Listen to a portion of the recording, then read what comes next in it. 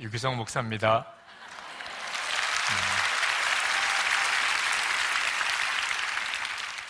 정말 대단하네요. 네. 한국교회 안에 지금 여기에 계신 분들 말고도 전국에 있는 많은 교회와 또 성도들이 함께 찬양하고 또 함께 기도하고 한 말씀을 은혜 받는 일은 저 개인적으로도 하나님이 벌써부터 주신 그런 놀라운 비전인데, 다니엘 기도에 통해서 그 일이 이루어지는 것을 보니까 너무너무 좋습니다.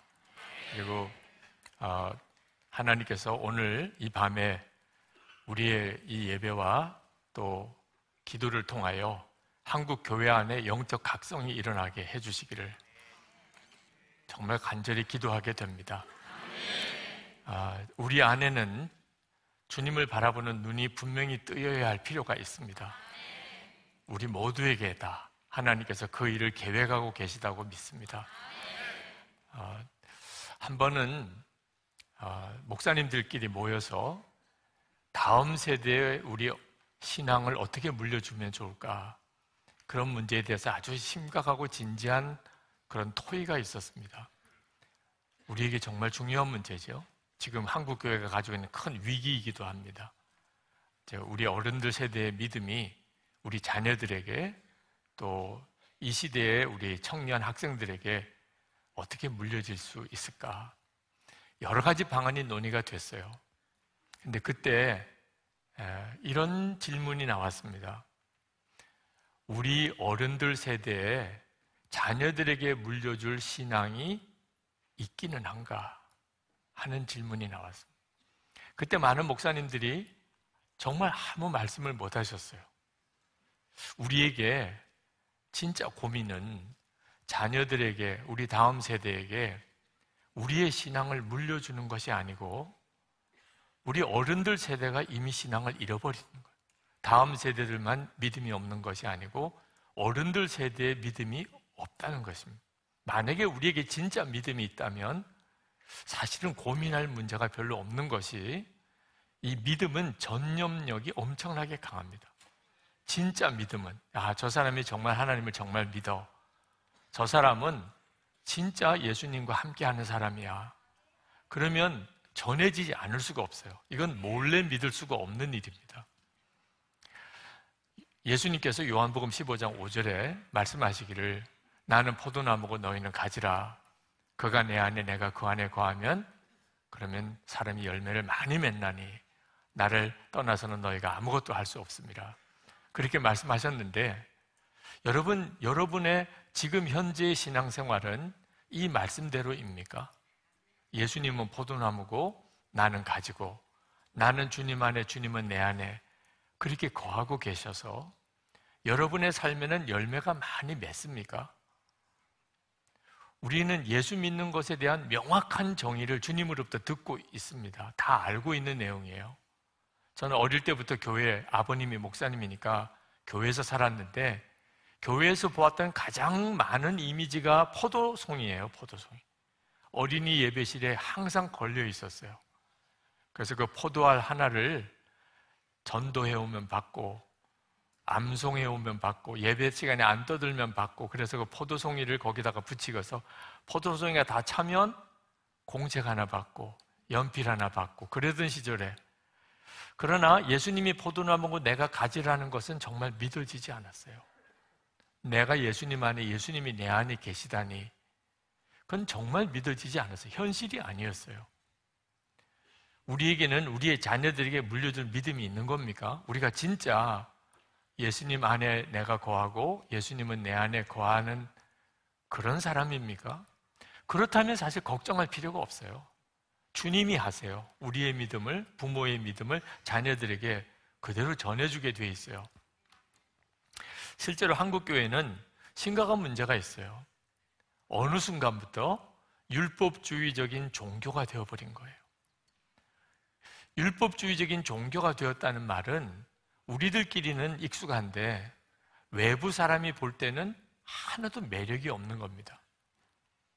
우리가 다른 종교의 어느 종교 시설에 들어가 보면 그냥 여기는 그 사람들끼리 열심히 종교 생활을 하는 곳이구나, 그 정도는 이해가 되지만 좋은 느낌이 안 들잖아요. 우리의 자녀들 또 불신자들이 어느 순간에 교회를 그렇게 느끼게 됐다는 거예요. 제가 처음 전도사 때 그때 우리 감리교회 지방회에 참석을 했다가 엄청 울었습니다. 은혜 받아서 온 게 아니고 그렇게 싸우셨어요. 목사님, 장로님들이 대표이신데 왜 싸울 일이 있을까 싶어요. 뭐 무슨 사정이 있으셨겠죠. 언성을 높이고 마이크를 뺏고 그렇게 회의가 난장판이 되었습니다. 자, 그런데 더 심각한 것은 예배 순서가 됐어요. 그렇게 회의 중에 예배 드리는 돌아가신 장로님의 추도 예배 시간이 되었습니다. 그렇게 싸우다가 이제는 갑자기 예배를 같이 드리는 거예요. 여러분 중에는 웃으시는 분도 있지만 저는 그때 그렇게 눈물이 나더라고요. 이게 가능한 일인가? 이게 이렇게 예배 드릴 수 있는 상황인가? 하나님은 그냥 우리가 예배 시간에 찬송 부르자고 그러고 기도하자고 그러면 그냥 다 받으시는 하나님이신가? 그렇게 예배가 끝나고 다시 싸우는 거예요. 이것이 율법주의적인 종교가 되어버린 겁니다. 싸우는 것도 열심이 있어야 싸워요. 열심은 대단해요. 뭔가 지키는 데는 정말 목숨을 걸어요. 그런데 평안도, 기쁨도, 감사도, 사랑도 없어요. 목사님들만 비난할 일이 아닙니다. 여러분들은 예수님 여러분 안에 계시다고 그렇게 믿잖아요. 그죠? 주님은 포도나무고 나는 가지라고 그렇게 고백하시잖아요. 그런데 왜 집에서는 그렇게 소리를 질러요? 왜 부부싸움은 그렇게 오래 해요? 아니, 예수님 여러분 안에 계시면, 주님 내 안에 계신 것을 진짜 믿으면 할 말이 있고 못할 말이 있는 거죠. 주님 마음에 모시고 할 일이 있고 못할 일이 있는 거잖아요. 머리로는 그렇게 알고 있고 믿는다고는 말하지만 실제가 아닌 거예요. 저는 목사의 아들로 목사가 될 사람이었습니다. 큰아들이라고 부모님이 하나님께 낳자마자 바쳐버리셨어요. 저하고는 아무 의논도 없이 당신들이 다 결정하시고, 저 같은 경우는 그냥 목사가 되든지 무지 매 맞고 목사가 되든지 둘 중에 하나밖에 안 된다는 거예요. 어린 나이에도 매 맞고 목사 되는 것보다 그냥 고등학교 졸업하고 신학교 가야 되겠다, 너무 결론이 확실하게 왔어요. 그러나 제 마음속에 정말 아무런 기쁨이 없이 그저 시키는 대로 잘하는, 겉으로 보는 모범생이죠. 저는 그 정도도 믿음이 좋은 거라고 생각했어요. 빗나가지 않고 그저 부모님 어른들 시키는 대로 다 하면 그게 믿음 좋은 거잖아요. 이렇게 생각을 했었습니다. 그런데 제가 군목 훈련 받다가 고관절이 부러지는 중상을 입고 장애인이 될 거라는 판정을 받았어요. 수술을, 이제 응급수술을 들어가야 되는데 아버지가 찾아지더라고요. 수원에 있는 저희 부친이 목회하시는 아버님에게 어떻든지 연락을 드려서 저를 좀 큰 병원, 좋은 병원에서 제대로 수술을 받으면 그러면 좀 낫지 않을까, 그런 생각밖에 없었어요. 그러나 저를 위해서 아버님에게 연락해 줄 사람이 아무도 없었습니다.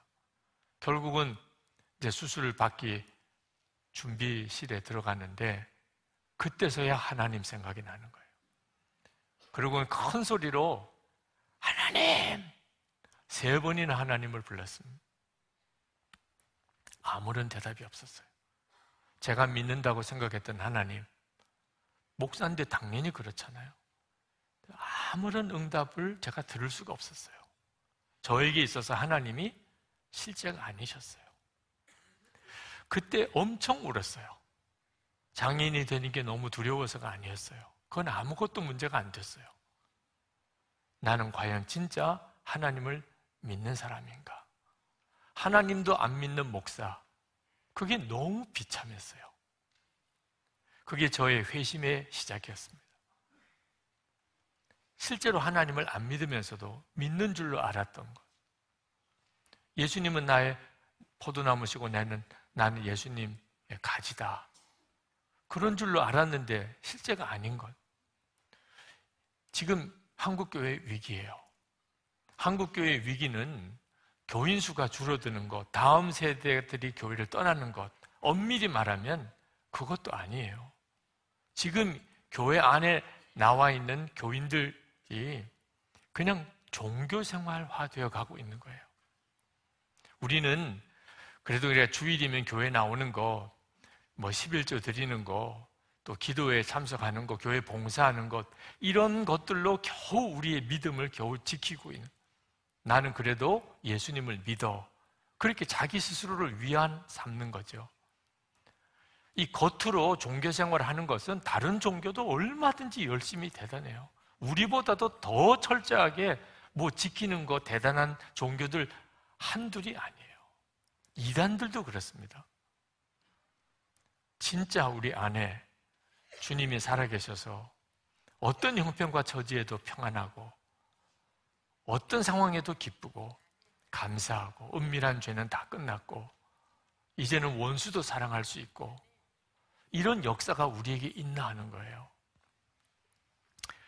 예수님께서 지금 우리 안에 계신데 왜 우리는 이처럼 예수님을 모시고 사는 사람처럼 못 사는 걸까요?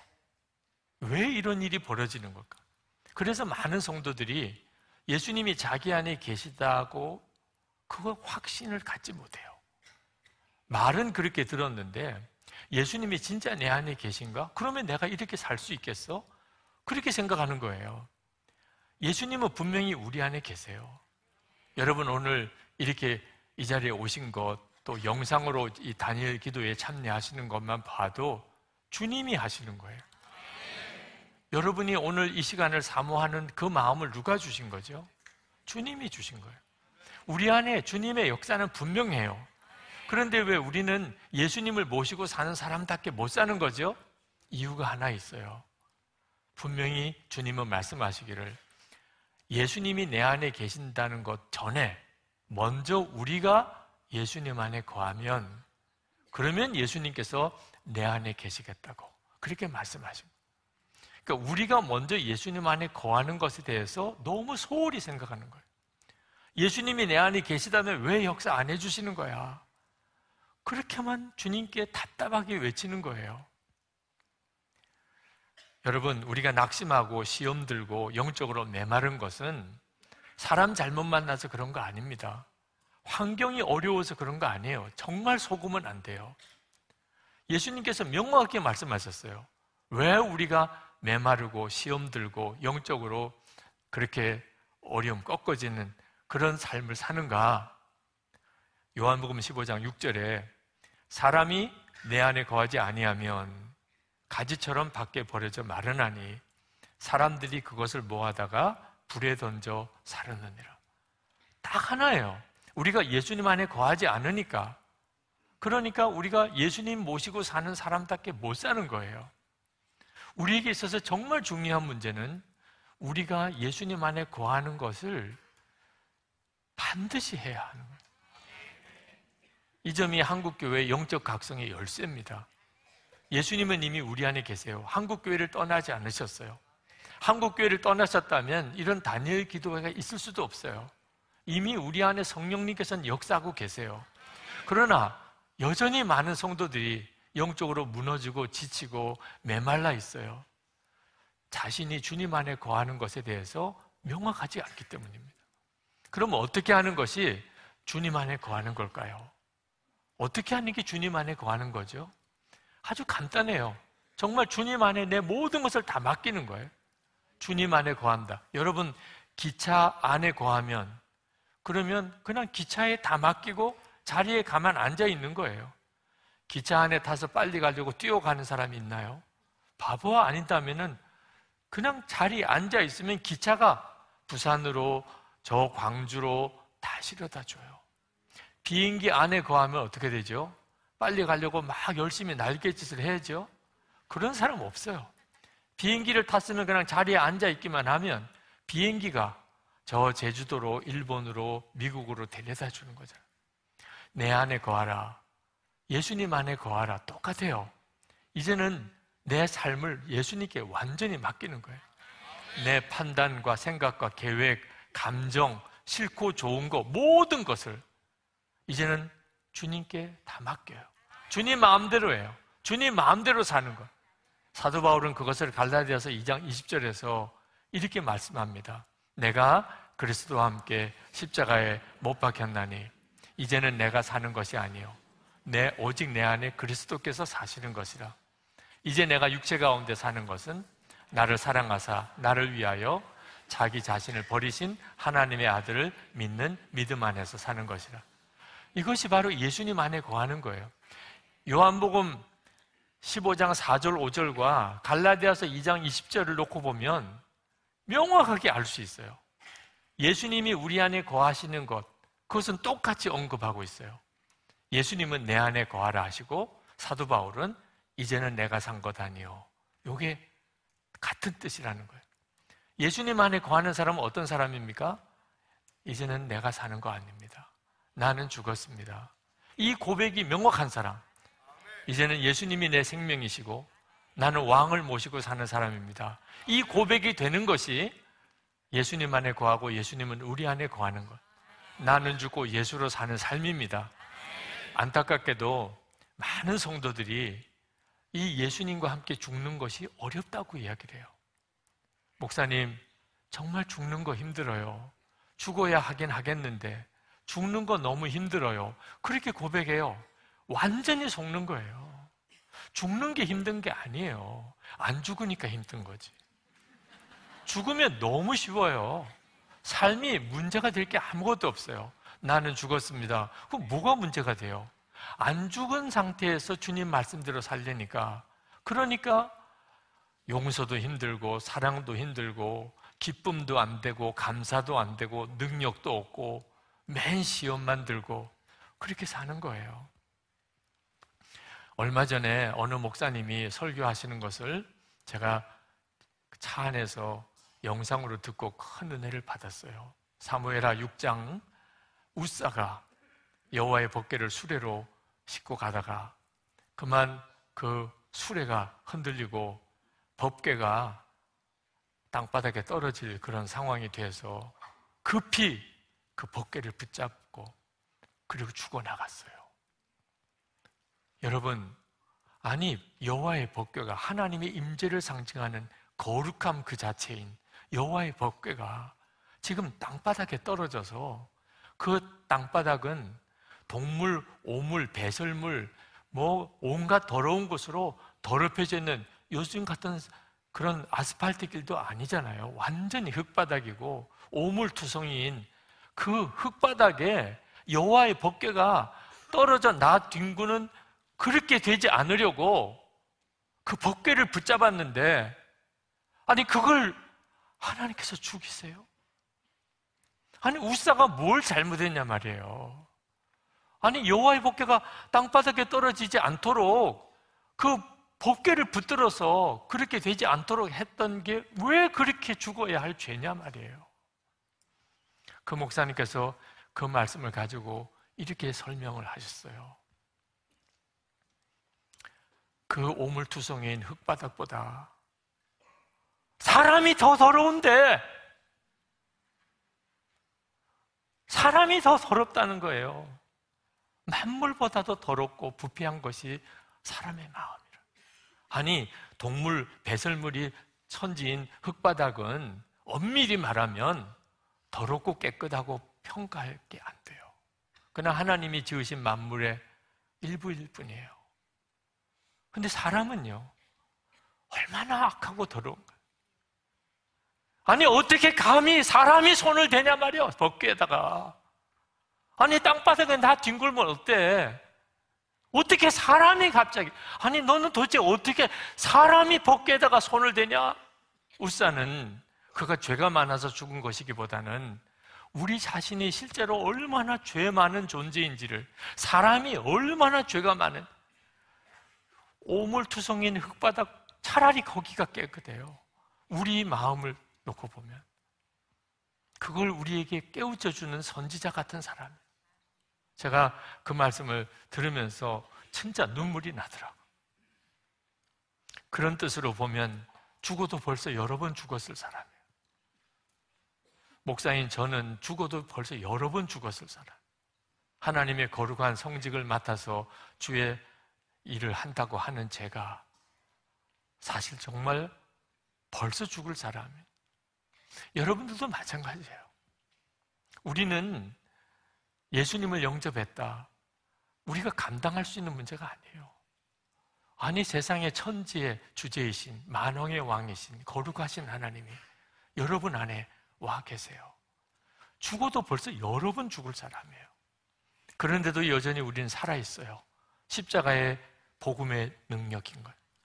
우리를 죄에서 정결하게 하시고 저주에서 우리를 건지시고 하나님의 자녀가 되게 하신 전적인 은혜로 우리가 지금 살고 있을 뿐이에요. 이 사실을 알고 나면 죽는 게 뭐가 어려우냐 말이에요. 아니, 죽어도 벌써 여러 번 죽었을 사람. 이제는 죽고 말고가 문제가 안 되는 거예요. 이미 우리는 죽은 자. 이걸 하나님이 정하셨어요. 이제 앞으로 죽을 게 아니고 이미 죽은 자. 우리는 그 사실을 믿기만 하면, 나는 죽었다고 믿기만 하는, 그게 바로 예수님 안에 거하는 거예요. 시험이 생길 때, 문제가 생길 때, 부부싸움이 일어날 때, 자녀들 때문에 어려울 때, 교회 안에서 교우들 사이에 문제가 생겼을 때, 세상에 나가서 별의별 어려운 핍박, 환난을 당할 때, 어떤 상황에서라도 나는 이미 죽었습니다. 예수님 안에 나는 거할 뿐입니다. 그 다음부터 주님이 역사하십니다. 우리 안에 계시는 주님의 역사가 그때부터 나타나는 거라는 거예요. 예수님을 믿는 우리가 해야 될 일, 지금 우리가 진짜 해야 될 일, 정말 예수님 안에 거하는 삶을 사는 겁니다. 예수님 안에 거하는 삶을 살기 위해서 가장 먼저 주님이 저에게 깨우쳐 주신 것이 예수님이 항상 마음에 계신 것을 진짜 믿고 주님을 계속 바라보라는 것입니다. 여러분은 예수님이 여러분 안에 계신 것을 정말 믿으시나요? 그러면 오늘 아침에 눈을 떴을 때 처음 예수님 생각부터 하셨나요? 여러분 안에 계시잖아요. 여러분 앞에 눈을 떴을 때, 아침에 눈을 떴을 때 누가 여러분 방에 같이 잠을 잤다면 아침에 눈을 떠서 처음 만났을 때 인사도 하시죠? 함께 같은 방에서 잠을 잤어요. 잘 주무셨나요? 예수님은 여러분 안에 계시다니까. 아침에 눈을 뜰 때 나에게 가장 먼저 의식의 대상이 예수님. 누구랑 같이 있을 때도 사실 항상 의식의 대상은 예수님. 무슨 일을 할 때도 항상 주님이 나와 함께 계신다는 것에 대한 믿음. 그러려면 계속 주님을 바라보라는 거예요. 제가 2007년 10월에 맹장 수술을 시작으로 한 달 동안 병원살이를 했습니다. 이해할 수 없는 여러 가지 수술이 겹쳤어요. 그때 사실 10월 일정표 속에는 하루도 빼지 않고 제가 설교를 해야 되는 일정이 잡혀져 있었습니다. 한숨이 나올 정도였어요. 이 일정을 10월에 어떻게 감당하나. 그러나 한 번도 설교를 못했어요. 병원에 입원해 있는 바람에. 하나님께서 뭔가 저를 다루심이 있다고 생각이 들었어요. 그래서 병실에 혼자 있을 때 간절한 마음으로 기도하다가 그게 통곡이 되고 저 자신도 이해할 수 없는 방언으로 한참을 울면서 기도를 했어요. 그렇게 기도한 끝자락에 주님이 제 마음에 너무나 선명하게 깨우쳐 주셨어요. 너는 설교 못해서 답답해하지만 진짜 문제는 내가 설교하는 것과 실제로 사는 것 사이에 조금이라도 틈이 생기는 것을 작게 여기는 것이다. 저는 그 말씀이 그렇게 두렵더라고요. 목사인 저가 알지요. 내가 말씀을 전하지만 그 말씀대로 100% 내가 사나? 사람이니까 그럴 수 없다고 생각했어요. 그래도 말씀이 그렇다면 전해야지 뭐. 그런 생각으로 말씀을 전하는 저의 그 속을 하나님께서 다 아시고 계시는 것처럼 그걸 절대로 작은 일이라 어쩔 수 없는 일이라 여기면 안 된다. 다시 말하면 설교했으면 그대로 살아야 되고 그대로 산 것만 설교하라는 거예요. 저는 그러면 설교할 자신이 없다고 생각했어요. 사람인데 어떻게 사람인데 하나님의 말씀이지만 어떻게 100% 그렇게 살면서 설교할 수 있나요? 여러분들은 목사도 설교한 대로는 다 못 산다는 것을 다 이해하시죠? 이해한다는 뜻인지 아닌지 제가 잘 받아들이기 어려운데, 여러분들 목사님이 설교한 대로 잘 안 사실 거야. 그게 여러분들의 마음에도 얼마나 부담이 돼요. 이건 하나님의 계획이 아니라는 거예요. 실제로 그걸 작게 여긴 바람에 많은 목회자들도 스캔들, 여러 가지 실종하는 일들로 인해서 한국교회에 엄청난 악영향을 끼쳤습니다. 그게 이해가 될 수 있는 문제가 아니라고 생각하는 거예요. 특히 교회 밖에 있는 세상 사람들은, 특히 마귀는 아주 작정을 하고 그걸 가지고 복음의 진정성을 흔들고 기독교가 참 정말 복음인가에 대해서 사람들에게 무서운 의심을 심어주는, 수많은 사람들의 영혼을 낙심시키는 일을 했잖아요. 근데 도대체 어떻게 그러면 말씀대로 살 수 있는 거지요? 하나님께서 저에게 아주 놀라운 눈을 열어주시는 계기가 있도록 하셨어요. 2010년에 제가 천안에 있는 유관순 기념관, 체육관, 큰 체육관이 있더라고요. 그곳에서 연합집회가 열리는데 설교 부탁을 받았어요. 그래서 말씀을 전하려 갔더니 체육관에 사람이 꽉 찼습니다. 여기도 사람이 많이 모이긴 했습니다만 아주 삥 둘러 사람이 꽉 찼어요. 그 열기는 뭐 대단했습니다. 찬송 부르고 기도하는데 뭐 용광로 같았어요. 그리고 저를 강단에 올라가라고, 설교하기 위해서 강단에 올라가라고 했는데 올라가 보니까 뭐 사람들이 다 저를 그리고 카메라가 몇 대가 저를 비추고 있어요. 그 많은 사람들 앞에 서 있는 것 자체가 정말 너무너무 부담이 되었어요. 옆에는 마시라고 이렇게 물컵이 하나 있었는데 이 물컵을 들고 못 마시겠는 거예요. 이 물컵은 목마르면 마시라고 둔 건데, 제가 이렇게 물을 마시면 다들 속으로 다 그렇게 말하는 것 같아요. 목마른가 봐. 정말 물 한 잔 마시는 것도 너무너무 힘들어요. 너무 더워서 제가 이렇게 땀을 닦으려고 하면 더운가 봐, 저기는.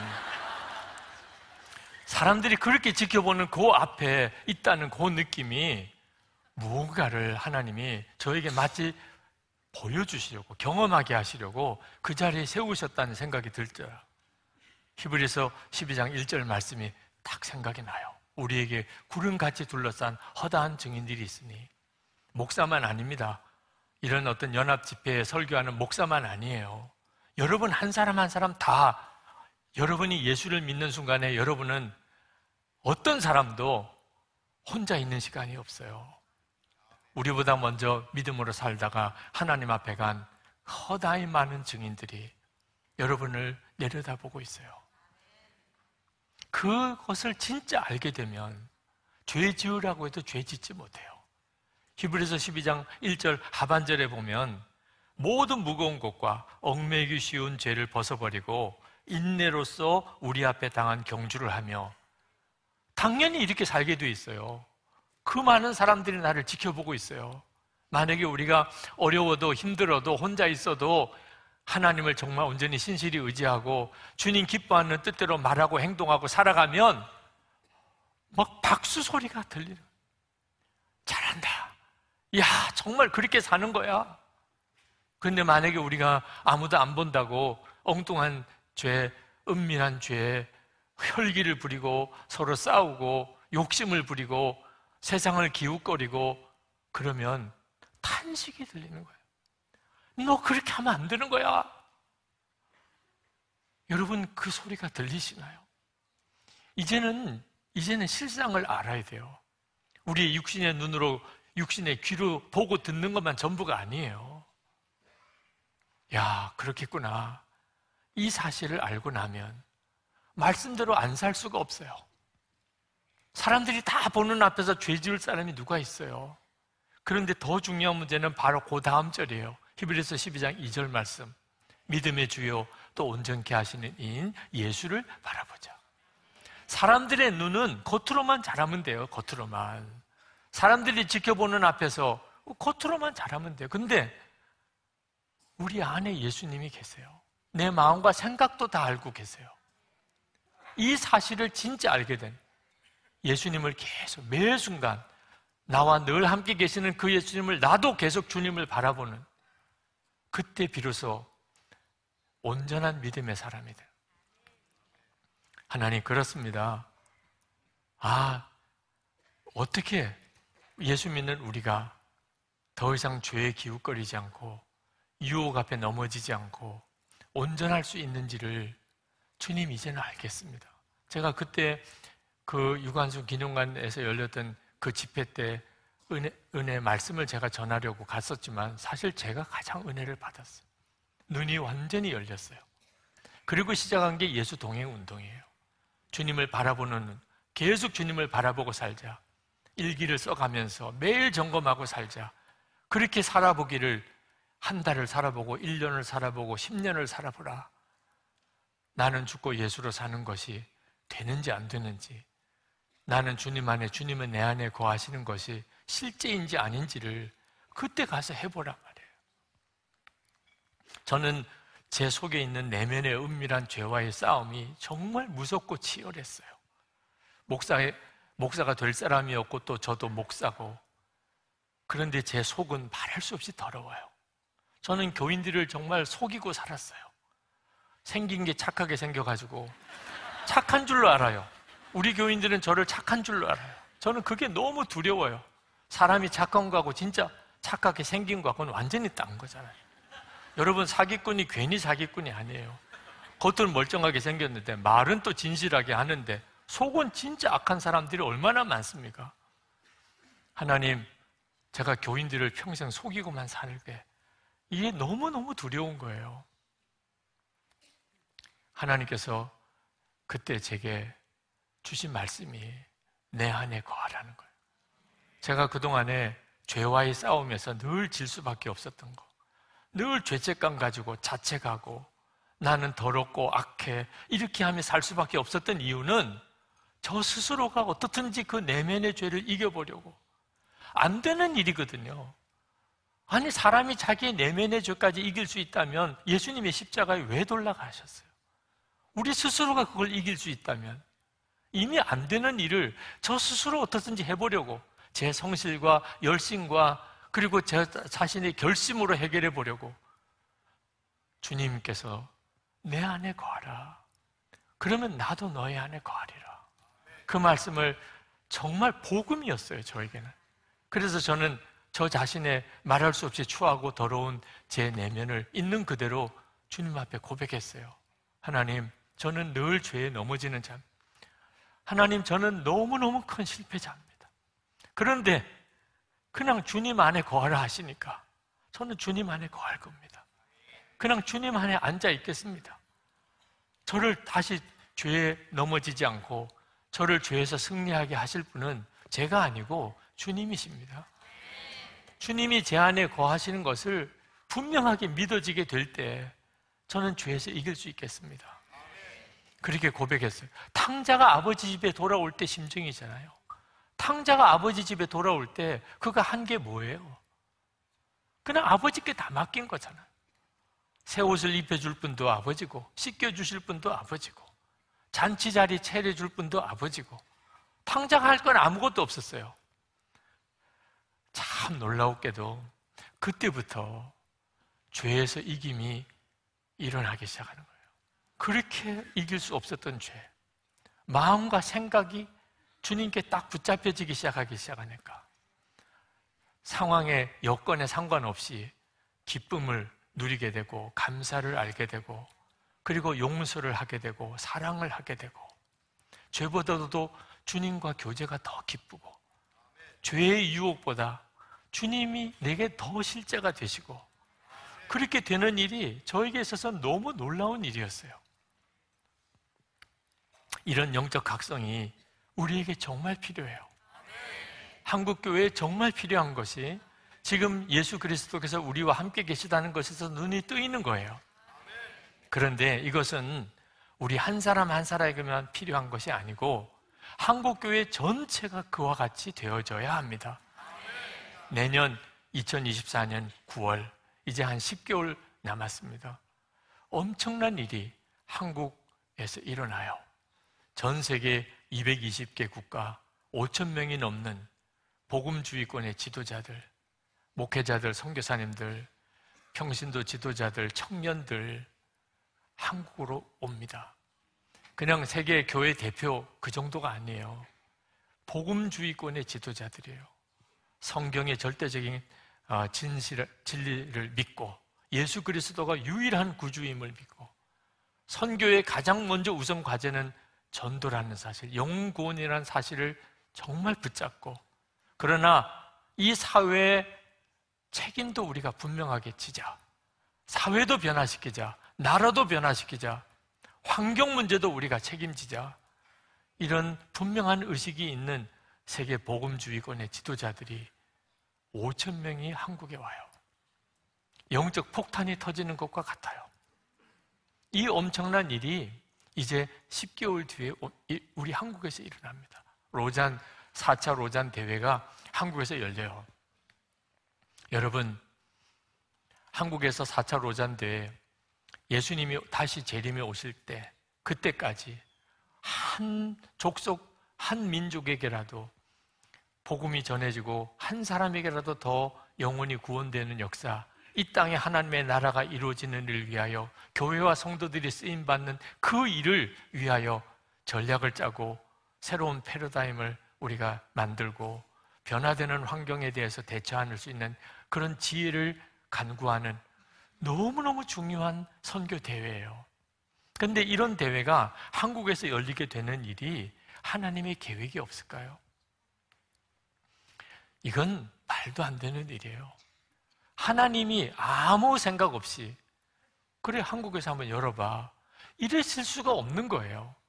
하나님이 한국에 이 4차 로잔 대회가 열리게 했다는 뜻은 무슨 뜻이에요?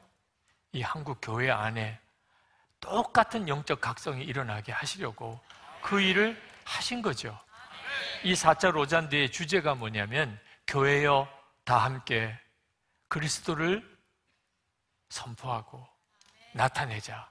조금 더 풀어서 설명을 드리자면 전 세계에 있는 모든 교회가 다 함께 그리스도가 이 땅을 통치하고 있음을 선포하고 우리의 삶을 통하여 예수 그리스도를 나타내자는, 이것이 앞으로 선교의 과제예요. 목표예요.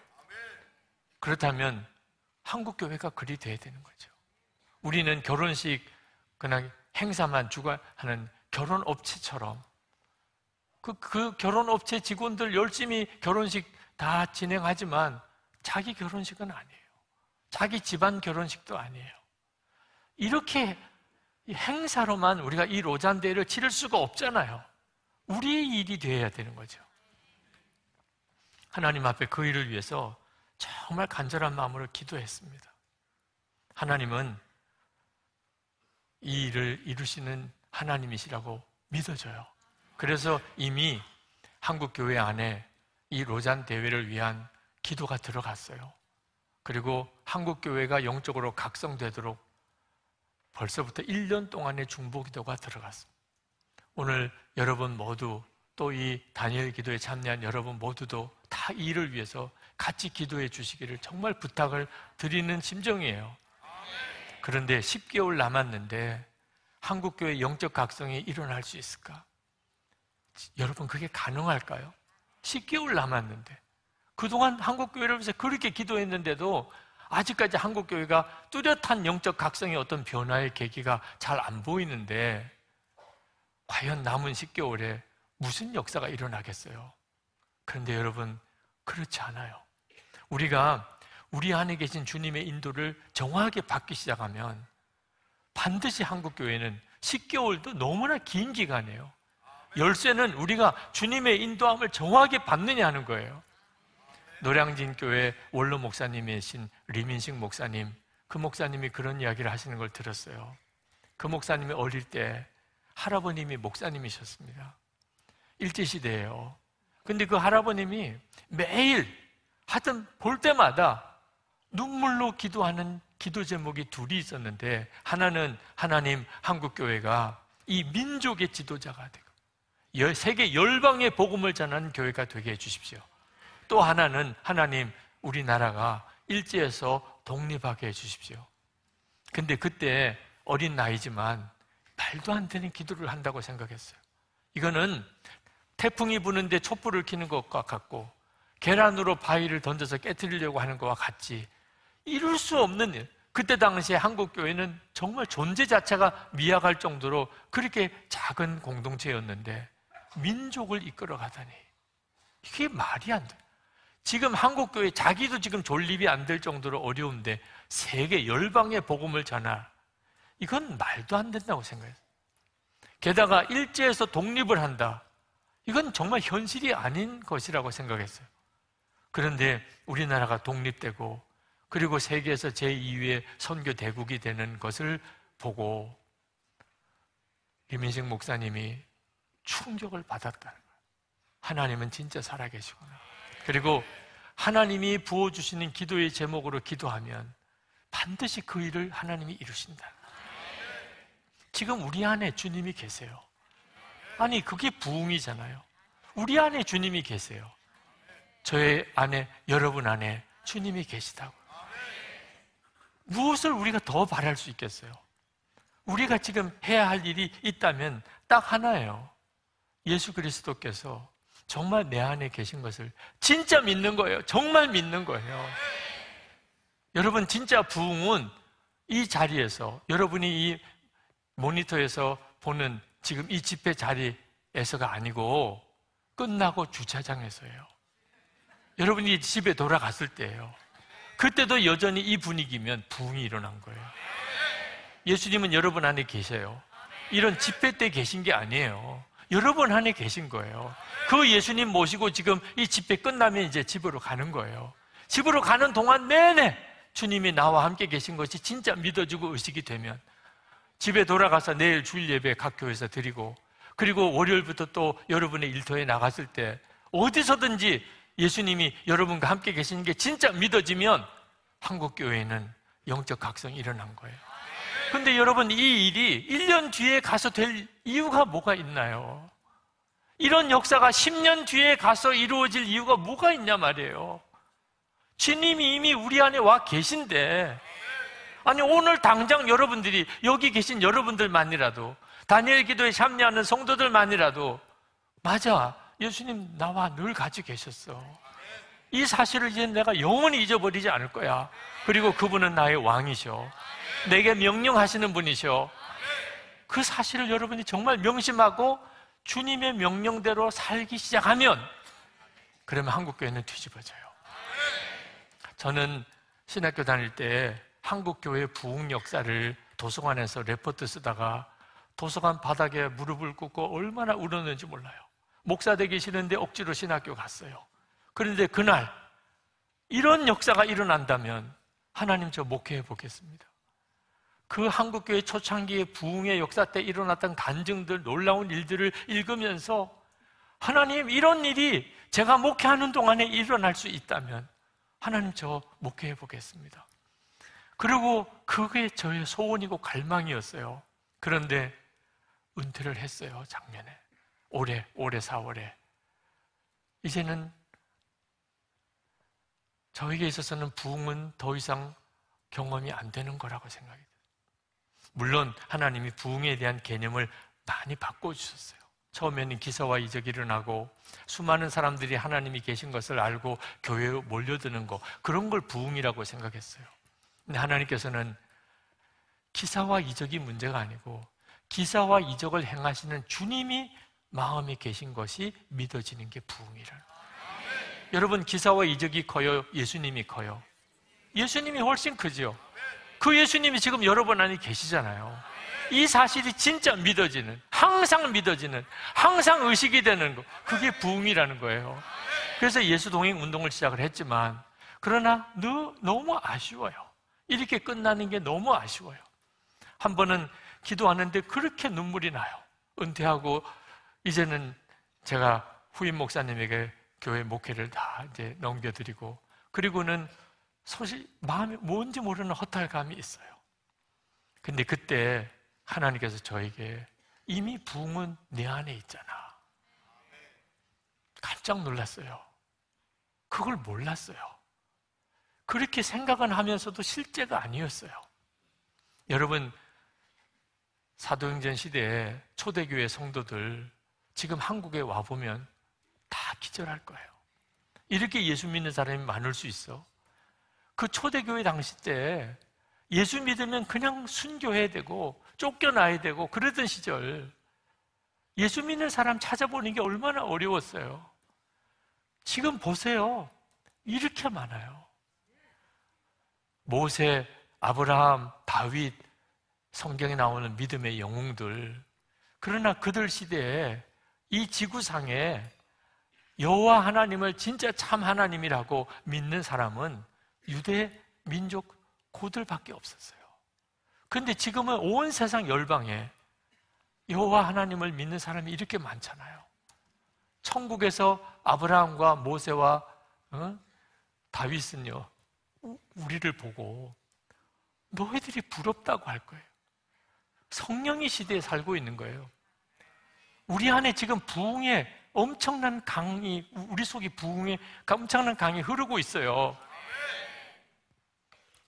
여기 계신 여러분들만이라도 정말 우리가 이 세상에 태어난 것이 예수님, 주 예수님을, 그분을 알고 그분을 정말 사랑하고 예수님과 동행하기 위해서 태어난 것처럼 예수님 때문에 기쁘고 예수님 때문에 감사하고 예수님 한 분으로 만족하고 주님과만 동행하고 싶고 예수님과 동행하는 사람들을 만나면 너무 기쁘고 예수님을 알지 못하는 사람을 만나면 너무 애통하고 그렇게 평생 주님과 함께 살려고 오늘 여기 계신 여러분, 다니엘 기도에 참여한 여러분들만이라도 지금부터 그렇게 나가면 저는 오늘부터 이 땅에 영적 대각성이, 한국교회 영적으로 뒤집어지는 일이 일어난다고 믿어요. 여러분, 예수님을 만나면 어떤 일이 벌어질까요? 여러분이 주님을 대면에 만나면 어떤 일이 벌어질까요? 모든 무거운 짐 다 벗겨질 거예요. 불평, 원망 다 사라지고 기쁨과 감사가 넘칠 거예요. 주님을 만났는데 모든 고난 오히려 감사함으로 받을 거예요. 은밀한 죄 이제 끝났어요. 예수님 만나면 그렇게 된다니까요. 그런데 그 예수님이 지금 우리 안에 와 계시다니까요. 우리 안에, 여러분 안에 계시다니까요. 여러분 진짜 믿읍시다. 예수님은 우리 안에 계시고 나는 왕을 모시고 사는 사람. 하나님, 제가 이제는 그렇게 살겠습니다. 한 번은 제가 주님 앞에 그렇게 기도했어요. 하나님, 오늘은 죄에서 이기고 그리고 제 마음을 지키고 그리고 주님께 순종하며 그렇게 살게 도와주세요. 그랬더니 주님이 그건 도와줄 문제가 아니고 네가 믿을 문제라는 거예요. 제가 그때 너무 깜짝 놀랐어요. 그동안 난 계속 하나님 도와주세요. 하나님, 제가 죄를 이기고 늘 마음을 지키고 늘 주님이 기뻐하는 길에 순종하게 해달라고 그렇게 주님께 도와달라고. 근데 사실은 그건 믿음의 문제예요. 그래서 즉시 기도를 바꿨어요. 주님 감사합니다. 저와 함께 계시니 감사합니다. 제 왕이 되시고 제 생명이 되시고 늘 저와 동행해 주시니 주님 감사합니다. 그날은 완전히 다른 날처럼 느껴졌어요. 뭘 도와달라 말라 할 것도 없어요. 이미 주님이 이루신 일, 내 안에 오셨고 내 생명이 되시고 나의 왕이 되셨는데 이 일을 내일로 미루시겠어요? 내년으로 미루시겠어요? 10년 뒤로 미루시겠어요? 이미 여러분에게 다 허락된 은혜인데 오늘 붙잡으시기를 바랍니다. 우리가 기도할 때 우리 이제는 정말 주님을 주목하세요. 주님을 바라보세요. 이 땅에 하나님 거룩한 영적 각성이 일어나고 그리고 세계에서 복음주의권 지도자들이 한국에 도착하는 그때 한국 교회는 이미 영적으로 완전히 달라져 있게 해주세요. 그들이 한국 교회를 보면서 교회가 다시 살아날 수 있음을 그들의 눈으로 생생히 목격하게 해주옵소서. 기도하겠습니다. 아버지 하나님, 주님의 은혜를 찬양하고 또 찬양합니다. 하나님, 정말 가슴이 터질 안타까운 마음으로 섰습니다. 하나님, 이 땅 한국교회를 주님은 너무나 사랑하시고 다시 영적으로 우리를 일깨우시기를 원하심을 믿고 감사합니다. 주님이 행하실 그 일을 행하소서. 하나님, 이 자리에 세워주셔서 주님의 마음을 조금이라도 전할 수 있게 해주시니 감사합니다.